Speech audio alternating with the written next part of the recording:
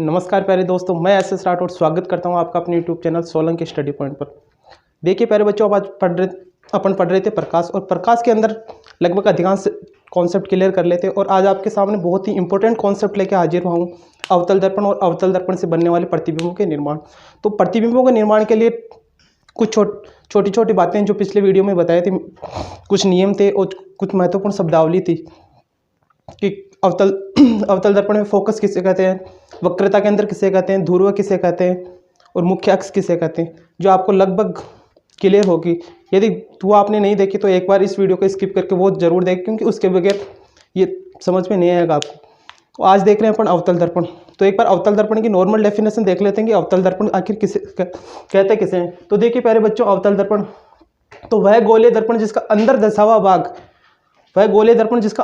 हुआ भाग परावर्तक सतह का काम करे, वह अवतल दर्पण कहलाता है। अंदर धंसा मतलब ये गोलीय अवतल दर्पण है, इसके ऊपर वाली सतह पर पॉलिश की हुई है, और जो अंदर की चमकीली सतह है ना, ये परावर्तक तल का काम करती है।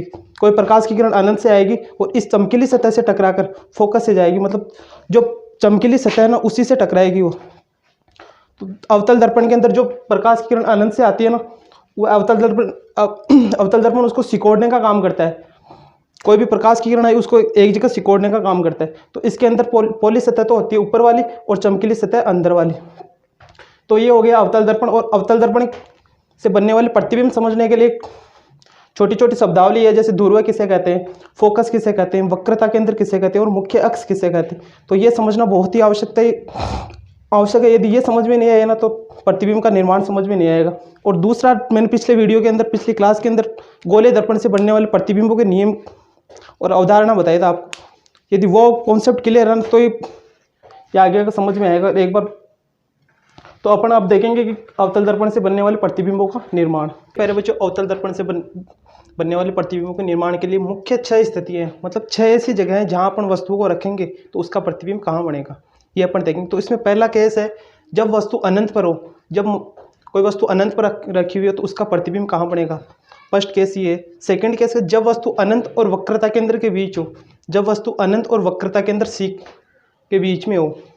तीसरा केस है जब वस्तु वक्रता केंद्र अर्थात सी पर हो, जब वस्तु वक्रता केंद्र पर स्थित हो तो उसका प्रतिबिंब कहाँ बनेगा, तीसरा केस ही। जब चौथा केस है जब वस्तु वक्रता केंद्र मतलब सी और फोकस एफ दोनों के बीच के अंदर रखी हुई हो, तो मतलब जब यदि वस्तु वक्रता केंद्र सी और फोकस के दोनों के बीच के अंदर हो तो उसका प्रतिबिंब कहाँ बनेगा। और पांचवा केस है जब वस्तु फोकस पर हो, जब वस्तु फोकस पर रखी हुई हो तो उसका प्रतिबिंब कहाँ बनेगा। और छठवां केस, वो छठवीं स्थिति है जब वस्तु फोकस एफ और ध्रुव के बीच में हो, दोनों के बीच में हो तो वस्तु का प्रतिबिंब कहाँ बनेगा। अब 1 बाय 1 करके step by step upon 6 case देखेंगे। जब वस्तु अनंत पर रखी हो तो उसका प्रतिबिंब कहाँ बनेगा और कैसे बनेगा।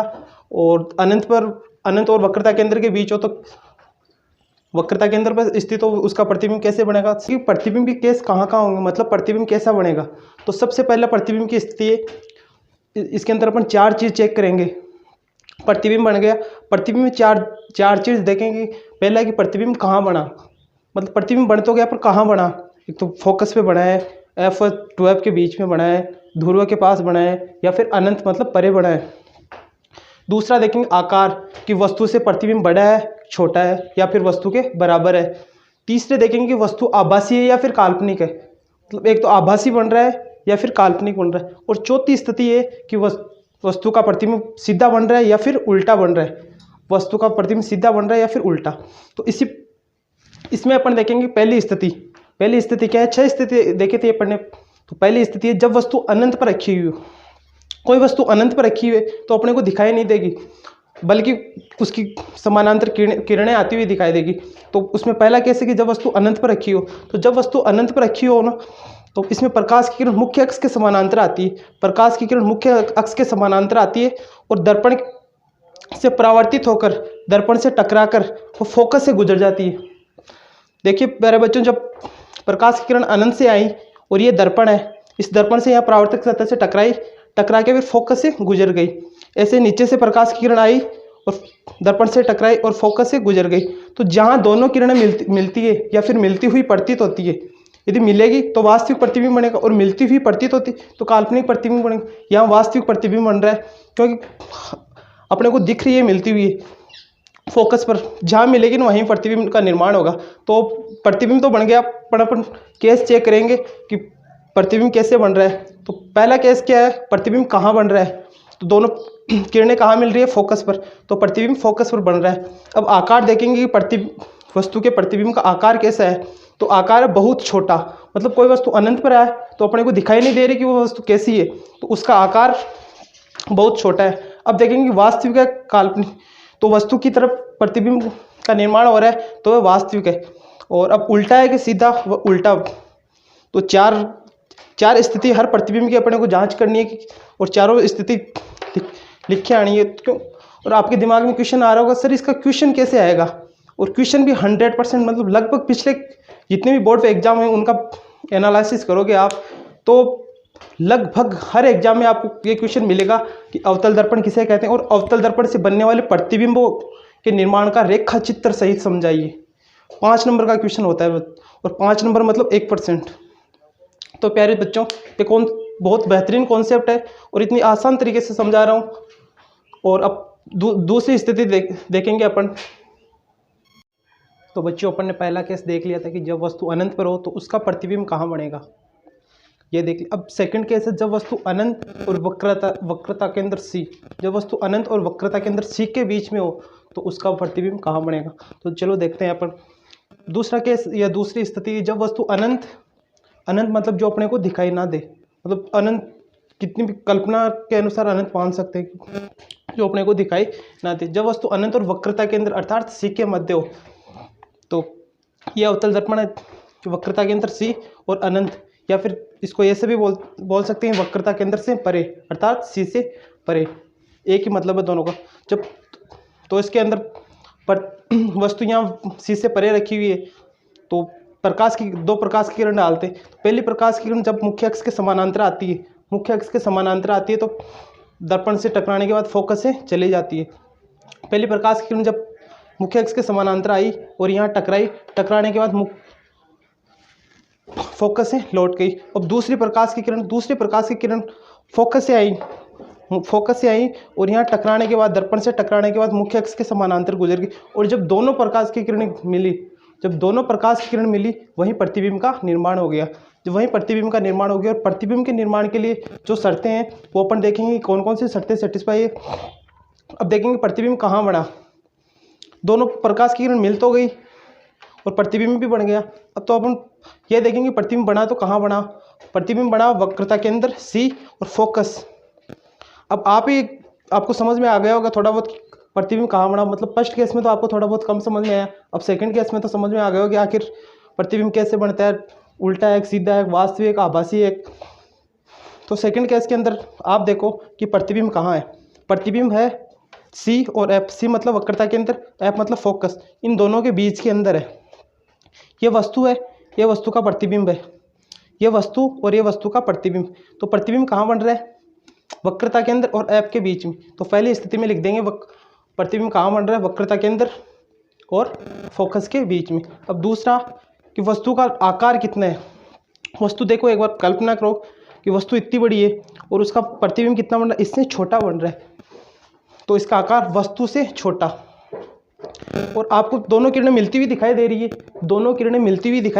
तो वास्तविक होगा काल्पनिक। वास्तविक होगा क्योंकि अपनी आंखों के सामने मिल रही है, मिलती हुई प्रतीत तो नहीं हो रही ना। प्रतिबिंब और उल्टा बन रहा है सीधा, ये प्रतिबिंब उल्टा है और ये वस्तु।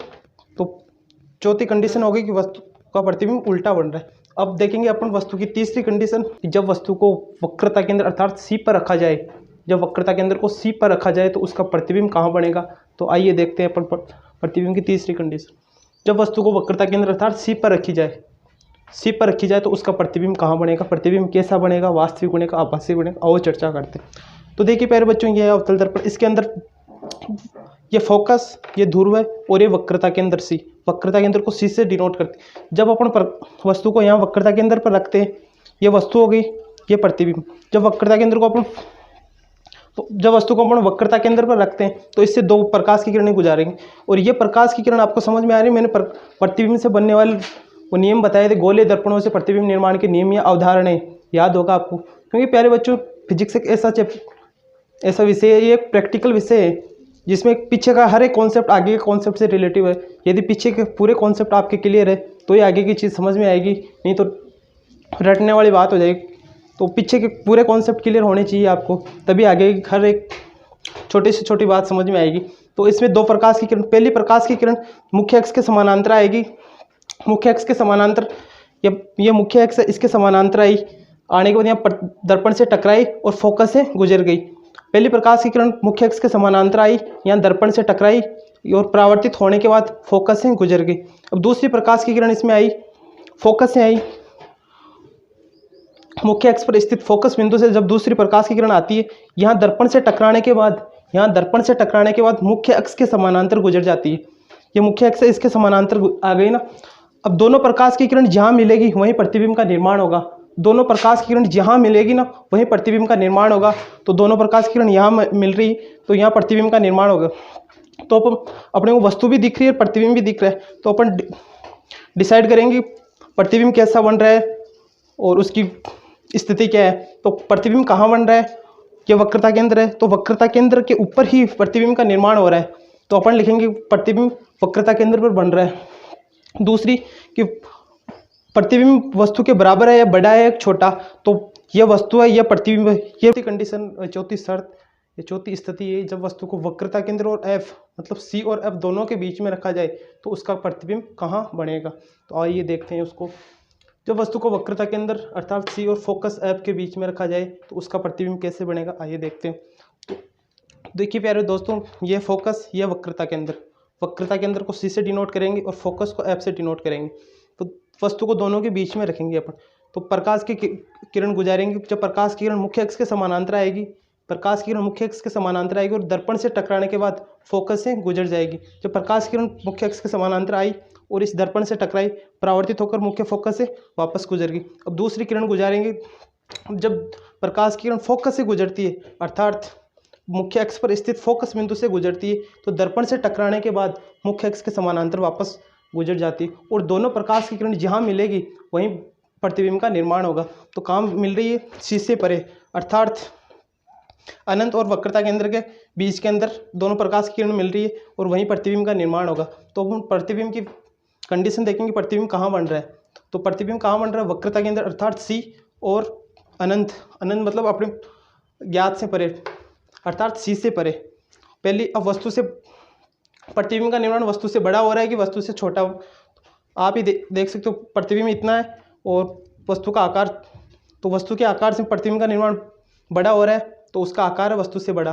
तीसरा, वास्तविक है, आभासी किरणें मिलती हुई प्रतीत हो रही है तो वास्तविक है। क्योंकि प्रतिबिंब को अपन फोकस पर रखे अर्थात एफ पे रखे, फोकस अर्थात एफ पर रखे तो उसका प्रतिबिंब कहाँ बनता है ये अपन देखेंगे।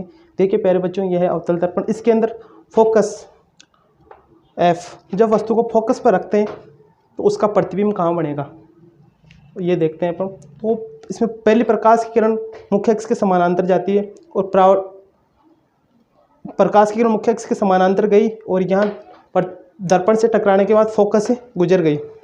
प्रकाश की किरण मुख्य अक्ष के समानांतर गई, मुख्य अक्ष ये इसके समानांतर गई और ये दर्पण से टकरा कर परावर्तित होकर यहाँ फोकस से गुजर गई, फोकस से गुजर गई। अब दूसरी किरण के लिए मैंने लास्ट क्लास के अंदर तिर्यक किरण वाला नियम बताया होगा, गोलीय दर्पण से प्रतिबिंब निर्माण का तिर्यक 4 नियम बताए थे। उसमें लास्ट वाला नियम है ना, वो यहाँ काम आएगा।